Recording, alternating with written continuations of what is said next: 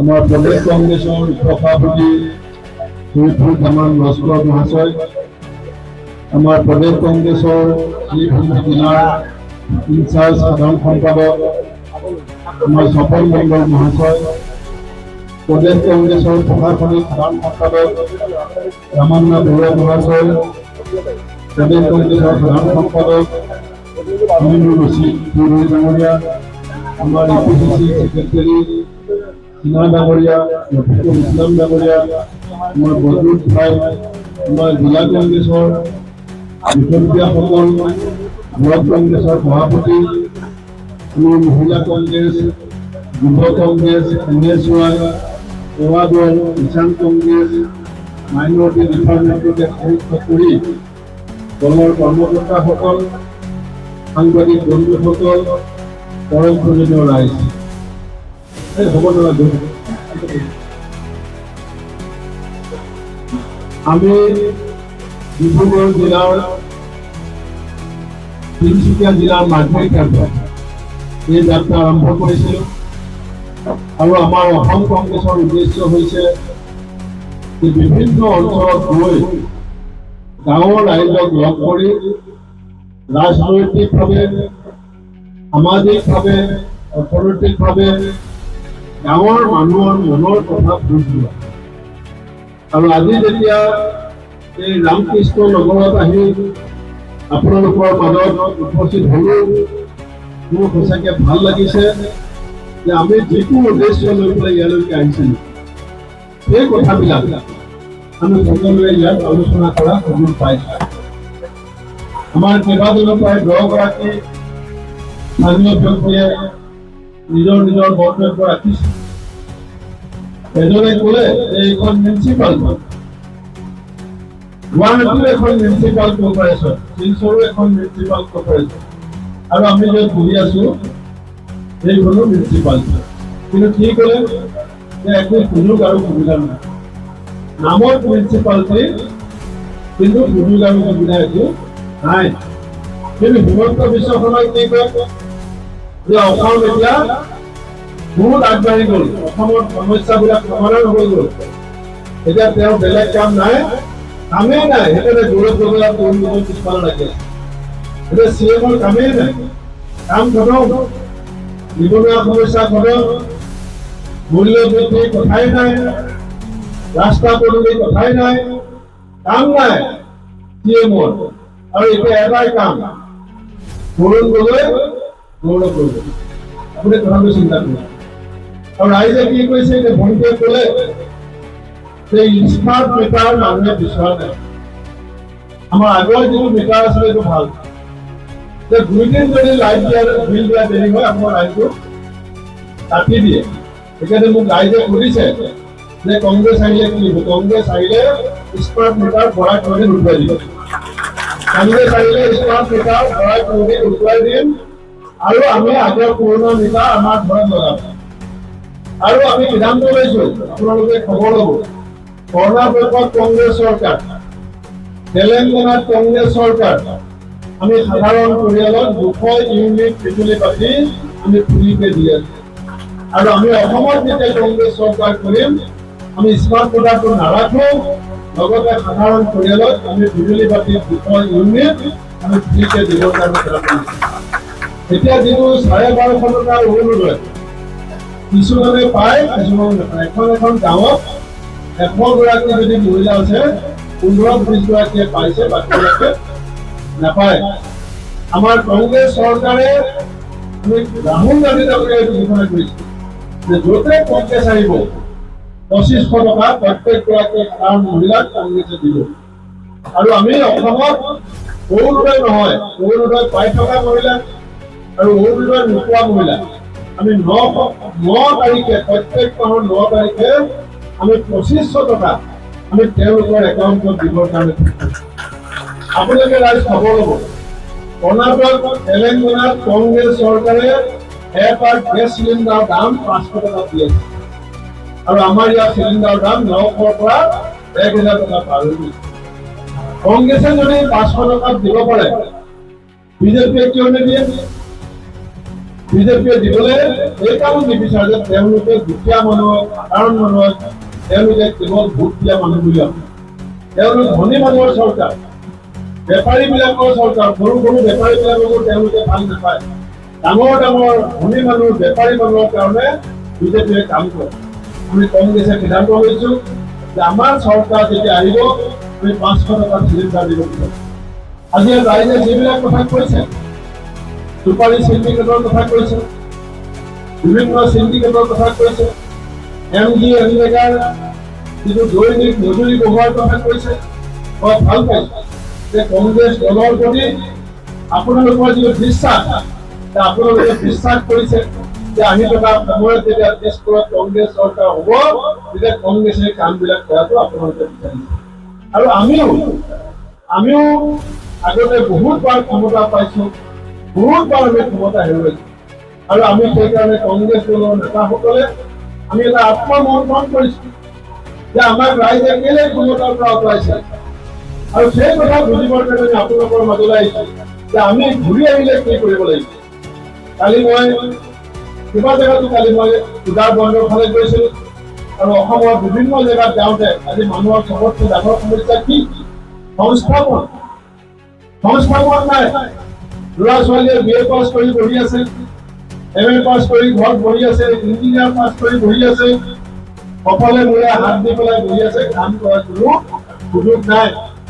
কিন্তু আমি এই চৰকাৰখনে আজি বিজেপি দিল্লীত 10 বছৰ বেছি হ'ল, অসমত বিজেপি এতিয়া 9 বছৰ হৈ গ'ল, চাকৰি দিব নোৱাৰে, গাঁও বুঢ়া দৰমহা বঢ়াব নোৱাৰে, অংগনবাদী কৰ্মীৰ সমস্যা সমাধান নহয়, আশা কৰ্মীৰ সমস্যা সমাধান নহয়, ডেটৰ টিচাৰ, কম্পিউটাৰ টিচাৰ, ডেটৰ স্পেচিয়েল টিচাৰৰ সমস্যা সমাধান নহয়। কিন্তু যিবিলাক ক্ষেত্ৰত অসমত সুযোগ আছে সেই সুযোগবিলাকো কিন্তু এই চৰকাৰখনে ব্যৱহাৰ কৰিব নিবিচাৰে। আজি অসমত চবতকৈ ডাঙৰ সুযোগ আছে ভেটেৰিনেৰী ছেক্টৰটো। আজি গাখীৰ আমাৰ এই অঞ্চলটোতে যিমান গাখীৰ লাগে তাৰ 80% গাখীৰ আমি পাউডাৰ গাখীৰ ব্যৱহাৰ কৰোঁ।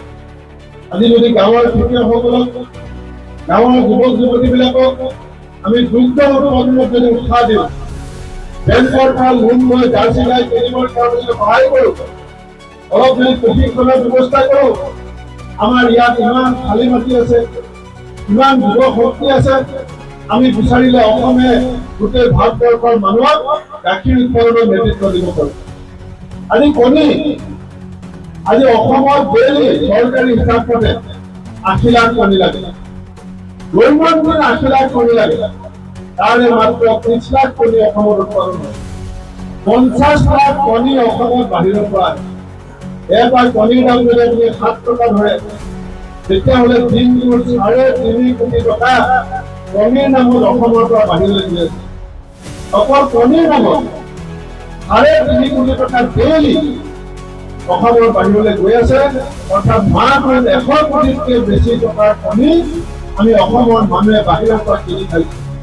যদি অসমৰ যুৱক যুৱতীসকলক, গৰীব ৰঞ্জৰ যুৱক যুৱতীসকলক এটা চামত আমি যদি কণী উৎপাদনত যদি প্ৰশিক্ষণ দিব পাৰোঁ, বেংকৰ পৰা যদি অলপ লোন লৈ পেলাই সহায় কৰিব পাৰোঁ, অলপ যদি ছাবচিডি দিব পাৰোঁ, তেতিয়া আমি এটা মাহত 100 কোটি টকা কণী বিক্ৰী কৰাৰ নামত, কণীৰ নামত অসমৰ যুৱ প্ৰজন্মৰ হাতত আমি দিব পৰা সক্ষমতা আমাৰ চৰকাৰৰ আছে।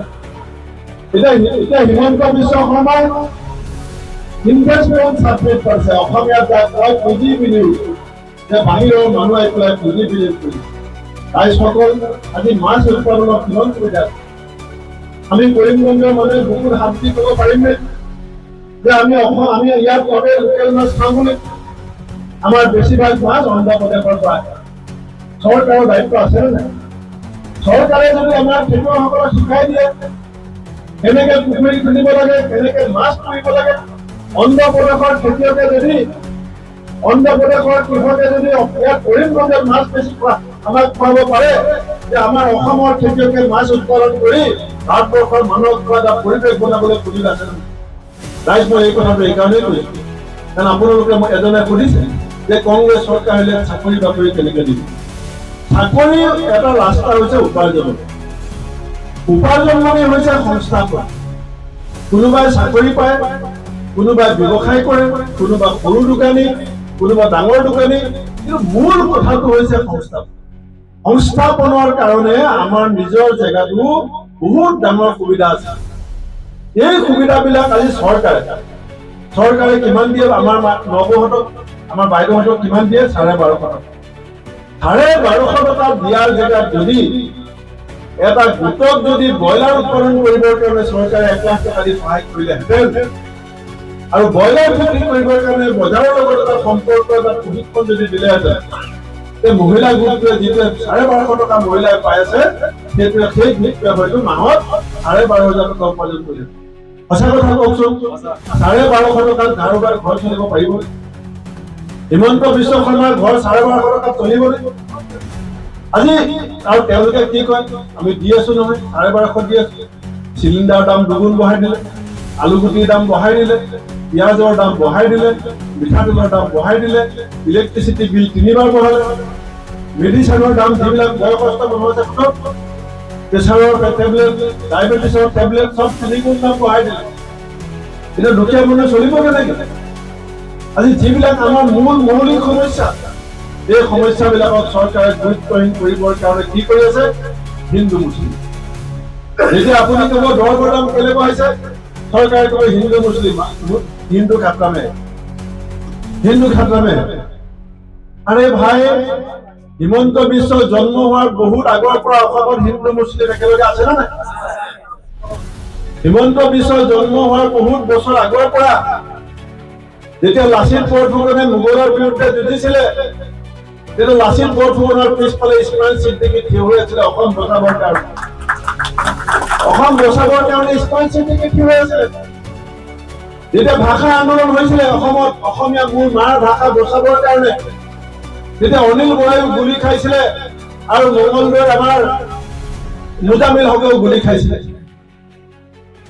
আজি এই অসমৰ যিটো সমন্বয়, সম্প্ৰীতি, ভাতৃত্ববোধ, আমি ক'ব পাৰিমনে যে কৰিমগঞ্জ জিলাখনত অকল এটা জাতি থাকিব?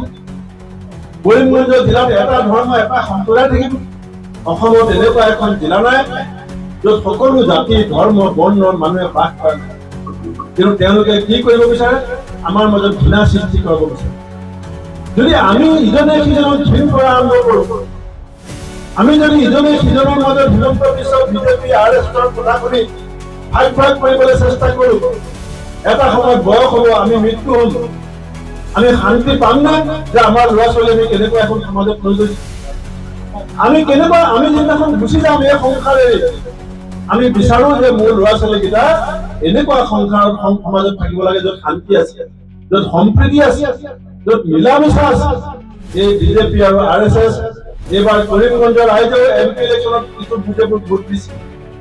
আমি ভোট দিয়া মানুহক বেয়া পোৱা নাই, কিন্তু এটা কথা চাব যে আচল যিবিলাক কথা কৈ পেলাই বিজেপি অসমত ক্ষমতালৈ আহিছিল, সেই কথাবিলাক কি হ'ল? কি ভোটৰ কথা তেওঁলোকে কৈছিল? কিবা সমস্যা সমাধান কৰিলে? আজি বঙালীসকলক তেওঁলোকে বহুত আপোন বুলি কৈ পেলাই ভাষণ দিছিল।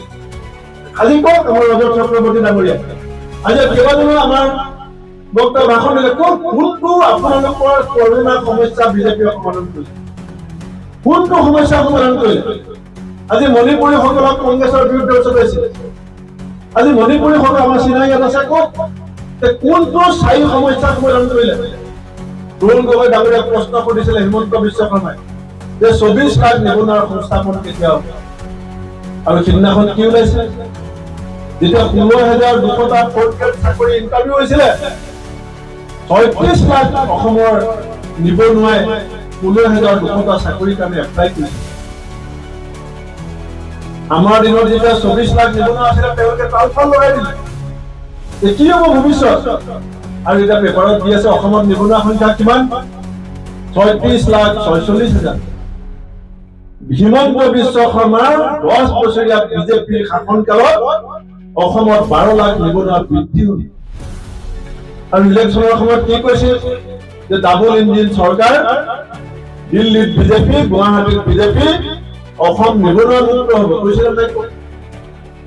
এনেকুৱাকে বুজাইছিলে আমাক যে অসম নিবনুৱা মুক্ত হ'ব, তাৰমানে কি অসমত চাকৰি কৰিবৰ কাৰণে মানুহ নাইকিয়া হৈ যাব, বাহিৰৰ পৰা মানুহ আহিব। আৰু এতিয়া তেওঁলোকৰ শাসনকাল যেতিয়া 9 বছৰ হ'ল, 12 লাখ নিবনুৱা অসমত বৃদ্ধি পালে। চৰকাৰী, এইটো মোৰ হিচাপ নহয়, এমপ্লয়মেণ্ট এক্সচেঞ্জ, যাক নিবনুৱা এই অসমীয়াত কি বুলি কয়, এমপ্লয়মেণ্ট এক্সচেঞ্জ আপোনালোকে জানে? নিয়োগ বিনিময় কেন্দ্ৰ, য'ত নিজৰ চাকৰিৰ কাৰণে মানুহে নাম ভৰ্তি কৰে, তাত এতিয়া 36,46,000 আমাৰ নিবনুৱা। আমি কোনফালে গৈ আছো অসম?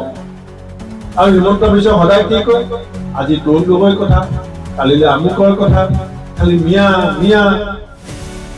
আমাৰ সমস্যাবিলাক তল পেলাই ৰাখিবৰ কাৰণে বিজেপিৰ যিটো পাছৰ ষড়যন্ত্ৰ, এই ষড়যন্ত্ৰ ৰাইজে আমি বুজি পাব লাগিব।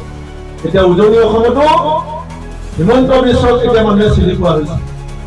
এতিয়া ৰাতি মুখ্যমন্ত্ৰীৰ টোপনি নাহে, ৰাতি এতিয়া মই যে আহিছো গভৰ্ণমেণ্টৰ চিআইডি আছে, মানুহে কি কি ক'লে খবৰ পাব, ৰাতি টোপনি নাহে, টোপনি নাহে। এতিয়া কেলে জানে?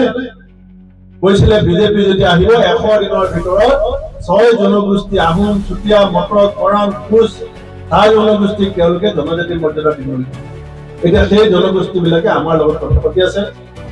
আমি এমপি ইলেকশ্যনত 76 লাখ ভোট পাইছো, 74 লাখ ভোট পাইছো। আৰু যদি 10 লাখ ভোট অসমৰ ৰাইজে আমাক সহায় দিয়ে, 2026-ৰ 10 মে'ৰ পাছত পিছপত কংগ্ৰেছ চৰকাৰ আৰু সহায় দিব। মই জিলা সভাপতি, ব্লক সভাপতিক কম যে এগৰাকী বক্তাই ধুনীয়া কথা কৈছে যে আমাৰ চবৰে অফিচ আছে, মই যদি ৰাজীৱ ভৱনত বহি থাকো, মোৰ দল ৰাজীৱ ভৱনত থাকি থাকে।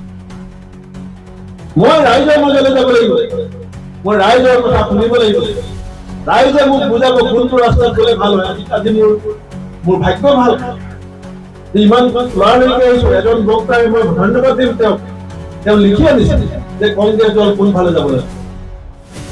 তাৰমানে ৰাইজে কি বিচাৰিছে? এই যে কাগজ এখন যে লিখি আনিছে এজন বক্তাই যে কংগ্ৰেছ সভাপতি আহিব, মই লিখি দিম এইটো ৰাস্তাত কংগ্ৰেছ যাওক, এইটো ৰাস্তাত যদি কংগ্ৰেছ যায়, কংগ্ৰেছক বিজেপিয়ে ৰখাব নোৱাৰে। ৰাইজৰ মনৰ কথা যেতিয়া এটা ৰাজনৈতিক দলে বুজি পাব, অঞ্চলটোৰ সমস্যাটো যেতিয়া এটা ৰাজনৈতিক দলে বুজি পাব, আৰু ৰাইজৰ লগত যেতিয়া পোনপটীয়া সম্পৰ্ক এটা ৰাজনৈতিক দলৰ হৈ যাব, সেই দলকে ৰাইজে ক্ষমতালৈ আনিব। আৰু কংগ্ৰেছ দলে যেতিয়া যেতিয়া ক্ষমতাৰ পৰা গৈছে, বহুতে মোক কয় ভূপেন বৰা আজিকালি আপোনালোকে কংগ্ৰেছ পাৰ্টি দুৰ্বল হৈছে, যে কংগ্ৰেছ পাৰ্টি দুৰ্বল হৈছে। কিন্তু আপোনালোকে ভাবি চাওক, যিদিনা কংগ্ৰেছ দুৰ্বল হৈছে, সমাজৰ নিষ্পেষিত, প্ৰকৃত, বঞ্চিত সাধাৰণ মানুহবিলাক দুৰ্বল হৈছে, সমাজৰ মহিলাবিলাক দুৰ্বল হৈছে, খেতিয়কসকল দুৰ্বল হৈছে, শ্ৰমিকসকল দুৰ্বল হৈছে। আজি কি কৈছিলে বাগানৰ শ্ৰমিকক বিজেপিয়ে? যে কংগ্ৰেছে নোৱাৰিলে আমাক ক্ষমতা দিয়ক, আমি 351 টকা দৈনিক মজুৰি দিম। কালি উদাৰ বৰ্গত মই গৈছিলো, কি জেগা বুলি কয়, কুম্বা বাগানত মই গৈছিলো। ৰেকৰ্ডিং আছে মোৰ কেমেৰাত, মই চব কথা ৰাইজে যি কয়, মোৰ ল'ৰা এজন আহিছে, তেওঁ চবৰে কথা ৰেকৰ্ডিং কৰিছে। কি ক'লে কুম্বা বাগানত? যে এতিয়া মোৰ বুঢ়া হৈ গলো, এটা পানী যোগান আঁচনি 5 বছৰৰ পৰা বনাই আছে, আজিলৈকে পাইপ দেখিছো, পানী ওলোৱা দেখা। বিজেপিৰ ডাঙৰ ডাঙৰ হৰ্ডিং আছিলে, হিমন্ত বিশ্ব জয়ন্তপলৰ ফটো, ঘৰ ঘৰ মে নল। এতিয়া মই ভাবো ৰাইজে তাত লিখি দিব লাগে, নল আছে জল। এতিয়া ঘৰ ঘৰ মে নল নাই, সেইটো জল লিখি দিব আপোনালোকে, বেনাৰ উঠি পেলাই যে নল আছে জল নাই। আজি এই যিটো পৰিস্থিতি, কোনে মাত মাতিব? আপুনি মাত মাতিব নোৱাৰে। যদি আপুনি মাত মাতে, থানা পুলিচে আপোনাক ডাণ্ডা লৈ পেলাই পিঠি ডাল দিব। আপুনি আন্দোলন কৰিবলৈ যাব নোৱাৰে, আপুনি মুখ্যমন্ত্ৰী আগত কথা ক'বলৈ যাব নোৱাৰে, চাৰিওফালে পুলিচ ঘেৰি থাকিব। আপুনি এমএলএ মন্ত্ৰীবিলাকক লগ কৰিব নোৱাৰে। সেইকাৰণে ইয়াৰ একমাত্ৰ উপায় হৈছে গণতান্ত্ৰিকভাৱে বিজেপিক আমি পদুম ফুলৰ শিপাত বিস্ফোৰক উভালি ব্ৰহ্মপুত্ৰৰ বৰাকত পেলাব লাগিব। আৰু ৰাইজ এই কাম কৰিবৰ কাৰণে একমাত্ৰ বিকল্প হৈছে কংগ্ৰেছ। আমি ভয় নকৰো। এতিয়া কোনোবাই ক'লে যে ভূপেন বৰাক মাৰি নাকটো ভাঙি দিছিলে, হয় মোক মাৰিছিল, মাৰিব পাৰে। 10জন মানুহ গোট খাই মই এজন মানুহক মৰাটো কি ডাঙৰ কথা? 100 মানুহ গোট খাই 2জন মানুহ মৰাটো কি ডাঙৰ কথা? সেইটো ডাঙৰ কথা নহয়। কিন্তু কি কাৰণে আমি সমাজৰ সন্মুখত আহি পেলাই সমাজৰ নেতৃত্ব দিব বিচাৰিম? কাৰণ আমি অনুভৱ কৰো যে আমাৰ জাতিটোৰ যিসকল আচল গুৰু, আমি চানখাই কথা কওঁ। চানখাই কি লিখিছিলে? যে মোৰ মনত ভেদভাৱ নাই অ আল্লাহ, মোৰ মনত ভেদভাৱ নাই, হিন্দু কি মুছলমান একে আল্লাহ ফৰমান, মোৰ মনত ভেদভাৱ নাই। সেইকাৰণে আমি চানখাই গুৰু বুলি কওঁ। শংকৰদেৱে যেতিয়া বৰপেটাত নামঘৰ সাজি পেলাই ভকত বহাইছিলে ৰাইজে, কাক কাক বহাইছিলে? নগাঁৱৰ নৰোত্তম বহিছিলে শংকৰদেৱৰ লগত। নগাঁৱৰ নৰোত্তম বহিছিলে, গাৰোসকলৰ গোবিন্দ বহিছিলে, মিচিঙৰ পৰমানন্দ বহিছিলে, চিদুল কাষ্টৰ পুৰুষোত্তম বহিছিলে, মুছলমানৰ চানখাই বহিছিলে। চিন্তা কৰা, শংকৰদেৱক আমি শংকৰদেৱক গুৰু বুলি কওঁ, চানখাই গুৰু বুলি কওঁ, আজান ফকীৰক গুৰু বুলি কওঁ। তেওঁলোকে আমাক কি দেখাইছিলে? যে সকলো মানুহ, আমি ৰাজনৈতিক নেতাৰ পৰা কি বিচাৰো? আমাৰ সমাজখন, আমাৰ ল'ৰা ছোৱালীবিলাকৰ ভৱিষ্যত, এখন ভাল হস্পিটেল, এটা ভাল ৰাস্তা, এখন ভাল স্কুল, পানী যোগান, ইলেক্ট্ৰিচিটি 24/7। আৰু তেওঁলোকে আমাক কি দি আছে? হিন্দু মুছলমান, SC non SC, ST Karbi আংলঙত গ'লে ক'ব কাৰ্বি অনা কাৰ্বি, আমাৰ লখিমপুৰৰ ফালে গ'লে ক'ব মিচিং অনা মিচিং, বড়োলেণ্ডত গ'লে ক'ব বড়ো অনা বড়ো। খালি ভাগ ভাগ ভাগ ভাগ কৰি আমাক বুজাই থাকিব বিচাৰে। আৰু এখন পতাকাৰ তলত গৈ সকলো জাতি, ধৰ্ম, বৰ্ণ, সম্প্ৰদায়, উপজাতি সকলোকে একযোগ কৰিবৰ কাৰণে কংগ্ৰেছ দলৰ যিটো নীতি, সেই নীতি যদি দুৰ্বল হয়, সমাজ কিন্তু দুৰ্বল হয়। কংগ্ৰেছ দলৰ যিটো ধৰ্ম নিৰপেক্ষ চৰিত্ৰ, আমি ধৰ্ম নিৰপেক্ষ কিয় হলো? আমি এই কাৰণে মই নিজৰ কথাই কৈছো। মোৰ যিখন ঘৰ এওঁলোকে দেখিছে, মই ঘৰৰ পৰা যেতিয়া ৰাস্তালৈ আহো, কোনফালে মোৰ ঘৰত নামঘৰ আছে, মোৰ ঘৰৰ পৰা 200 মিটাৰ গ'লে গীৰ্জা আছে, আৰু মোৰ ঘৰৰ পৰা 300 মিটাৰ গ'লে মছজিদ আছে। মই যদি খালি নামঘৰত ভাল পাওঁ, গীৰ্জা আৰু মছজিদত ঘিণ কৰো, সন্মান নকৰো, সেইখন সমাজত মই শান্তিত থাকিব পাৰিমনে? হিমন্ত বিশ্বই যিটো শিক্ষা দি আছে, সেই শিক্ষাটোৱে আমাৰ ল'ৰা ছোৱালীৰ ভৱিষ্যত বিপদত নকৰিবনে? তাই সেই কথাবিলাক আমি চিন্তা কৰিব লাগিব। আৰু মোৰ বিশ্বাস যে আমাৰ কংগ্ৰেছ দলৰ নেতাসকলেও আজি বহুত কথা শুনিছে।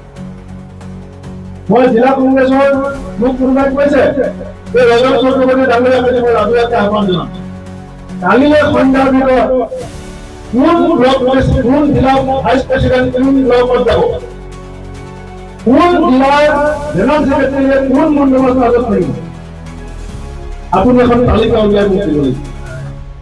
আপোনাৰ বয়স হৈছে, আপুনি জিলা কংগ্ৰেছৰ অফিচত কৰক, তালৈ আহিব লগ কৰিব। ইনফাক্ট আমাৰ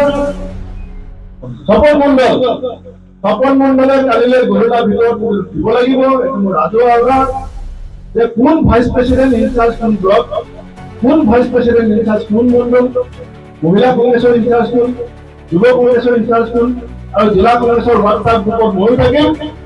ৰাইজে কৈছে যে আমাৰ জিলাৰ নেতাবিলাক ৰাইজৰ মাজত নাযায়, কৈছে নাই? যদি ৰাইজৰ মাজত যেতিয়া কংগ্ৰেছ যায়, ৰাইজে কংগ্ৰেছক আঁকোৱালি ল'ব। যদি কংগ্ৰেছৰ ঠেঙৰ ওপৰত ঠেং কৰি বহি থাকে, কংগ্ৰেছৰ এতিয়া কৰিমগঞ্জৰ কিয় হাৰিলে? লিখি দিছিলে যে 2খন জিলা কংগ্ৰেছ MP জিকিব, কিয় হাৰিলে? নিয়মমতে যিবিলাক মানুহে MP জিকিব বুলি লিখি দিছিলে, নৈতিক কাৰণত তেওঁলোকে শাস্তি কাম কৰি ল'ব লাগে। মই কেতিয়াও ৰাহুল গান্ধীক লিখি দিয়া নাছিলো যে আমুক জিকিব বুলি। লিখি দিছিলে যদি কিয় হাৰিলে? পোষ্টমৰ্টেম হৈছে নে নাই? এইটো মানুহে কৈছিল যে সংখ্যালঘু মানুহে কংগ্ৰেছত ভোট দিব, সংখ্যালঘু মেজৰিটি থকা কৰিমগঞ্জত কংগ্ৰেছ MP হৰাৰ পিছত জিলা কংগ্ৰেছৰ কাৰ্যনিৰ্বাহকত এই বিষয়টো আলোচনা হৈছে নে নাই? এই বিষয়টো সম্পৰ্কত আলোচনা কৰাৰ প্ৰয়োজন আছে নে নাই? আৰু আমি আনৰ গাত দোষ দিলে নহ'ব, আমাৰ নিজৰ গাত কি ভুল আছে সেইটো আমি যেতিয়ালৈকে খুচৰি চাবলৈ নিশিকো, আমি যেতিয়ালৈকে আত্মসমালোচনা নকৰো, আমাৰ নিজৰ ৰাস্তা চাফা নহয়। প্ৰথমতে আমাৰ নিজৰ অন্তৰ চাফা হ'ব লাগিব, আৰু অন্তৰ চাফা হোৱা মানুহৰ কাৰণে ৰাস্তা চাফা কৰিব লাগিব। সেইকাৰণে বন্ধুসকল, মই ব্লক কংগ্ৰেছৰ সভাপতিসকলক কেইদিন পাৰে গ'ল অসমৰ মানুহে কংগ্ৰেছ ক্ষমতালৈ ঘূৰি অহাটো বিচাৰিছে। অসমৰ নতুন প্ৰজন্মই কংগ্ৰেছ ক্ষমতালৈ ঘূৰি অহাটো বিচাৰিছে। এতিয়া ইয়াত 8-9জন মানুহে ভাষণ দিলে, চবেই কি ক'লে যে আমাৰ কংগ্ৰেছ চৰকাৰ যেতিয়া আহিব এই কামটো আপুনি কৰিব লাগিব। মানুহে বিচাৰিছে কংগ্ৰেছ ঘূৰি অহাটো। আৰু তাৰ পাছত যদি কোনোবাই কংগ্ৰেছৰ দুখৰ ভাৱ লৈ ভাবিছে যে মই আমুক মই তামুক মই বহি থাকিলে হৈ গ'ল, ক'ত কৰি হৈ গ'ল, তেনেকুৱা মানুহক কিন্তু আমি ছুটি দিয়া আৰম্ভ কৰি লাহে তেনেকুৱা মানুহক আমি লাহে লাহে ছুটি দিয়া আৰম্ভ কৰি লাহে এই কথা আপোনালোকক সেইকাৰণে মই পঞ্চায়ত নিৰ্বাচনতো মই আপোনালোকক অনুৰোধ জনাইছো। খুব ধুনীয়া কথা কৈছে আমাৰ বাইদেউ। উপযুক্ত যদি মহিলা আছে অঞ্চলটোত নেতাৰ ঘৈণীয়েক হলেই মানে পাছত পঞ্চায়ত যদি ভাত আনি থাকিব আৰু ধুনীয়াকে পঞ্চায়তৰ কাম কৰি থাকিব, তেনেকুৱা কেন্দ্ৰত আমি দিয়া পক্ষপাতি নহয়। আমি দিয়া পক্ষপাতি নহয়। যদি কোনোবাই সংগঠন কৰি আছে, যদি কোনোবাই সমাজৰ নেতৃত্ব ল'ব বিচাৰিছে, যদি তেওঁ সমাজৰ লগত সম্পৰ্ক আছে, যদি তেওঁ সমাজৰ কথা চিন্তা কৰি থকা মহিলা আছে, তেতিয়াহ'লে তেওঁ নেতাৰ ঘৈণীয়েক নহলেও তেওঁ ভাবো যে পঞ্চায়তৰ সুযোগ পাব লাগে। আমি মহিলা যে 33% ৰিজাৰ্ভেশ্যন আনিছো, সেইটো এনেকুৱা নহয় যে ভূপেন বৰা, তপন মণ্ডল, ৰামনা বৰা ঘৈণীয়েকক টিকেট দিবৰ কাৰণে ৰাজীৱ গান্ধীয়ে ৰিজাৰ্ভেশ্যন অনা নাই। ৰিজাৰ্ভেশ্যন আনিছে সমাজৰ আগশাৰীৰ মহিলা, যোনে সমাজৰ নেতৃত্ব দিব পাৰে, যোনে বিডিঅ'ৰ লগত, ডিচিৰ লগত, পিডিৰ লগত বহি কথা পাতি পেলাই আমাৰ গাঁৱৰ কাম কৰি দিব পাৰে, তেনেকুৱা মহিলাক সুযোগ দিবৰ কাৰণে এই পঞ্চায়ত আইনখন অনা হৈছে। যদি উপযুক্ত মহিলা আছে, মই ভাবো যে জিলা কংগ্ৰেছৰ দায়িত্ব, ব্লক কংগ্ৰেছৰ দায়িত্ব, যে ৰাইজে যাক ভাল পায়, ৰাইজে যাক বিচাৰে, ৰাইজৰ লগত তাৰ সম্পৰ্ক আছে, যাক প্ৰাৰ্থিত্ব দিলে ৰাইজে সহায় কৰি ভোট দি ভাল পাব, তেনেকুৱা মানুহক বাছনি কৰাটো আমাৰ দলৰ দায়িত্ব। আৰু সেই ক্ষেত্ৰত কিবা যদি ভুল যদি আপোনালোকে দেখে, আপোনালোকে মোকো পোনপটীয়াকৈ হোৱাটছআপৰ জৰিয়তে বাৰ্তা দিব যে ইয়াত আপোনালোকৰ প্ৰাৰ্থীৰ যদি ভুল হৈছে, মই কথা দিছো, মই এইটো চাই দিম, মই চাই দিম। সেইকাৰণে বন্ধুসকল, বহুত দীঘলীয়াকৈ নকওঁ, আৰু দুখন মিটিং আছে বুলি এইফালৰ পৰা চিগনেল দি আছে। মই সঁচাকৈ সুখী। আৰু এই যিখন মিটিং পাতিছো চোতালে চোতালে হ'বলৈ নাই, ইয়াৰ পাছত এইখন মই আৰম্ভ কৰিবলৈ কৰিমগঞ্জ জিলাত। এতিয়া আমাৰ যিবিলাক জিলা কংগ্ৰেছৰ ভাইচ প্ৰেচিডেণ্ট, জেনেৰেল ছেক্ৰেটাৰী আছে, APCC ইনচাৰ্জ আছে, তেওঁলোকে এতিয়া প্ৰত্যেক মণ্ডলত, ক'ৰবাত মানুহ বেছি হ'ব, ক'ৰবাত মানুহ কম হ'ব, ডাঙৰ কথা নহয়, কিন্তু প্ৰত্যেক মণ্ডলত এখন সভা এই সপ্তাহতে অনুষ্ঠিত কৰি ৰাইজৰ মনৰ কথাবিলাক বুজ ল'বৰ কাৰণে জিলা কংগ্ৰেছ আৰু ব্লক কংগ্ৰেছে চেষ্টা কৰিব বুলি আশা ৰাখি মই মোৰ বক্তব্য সামৰিছো। বন্দে মাতৰম, জয়।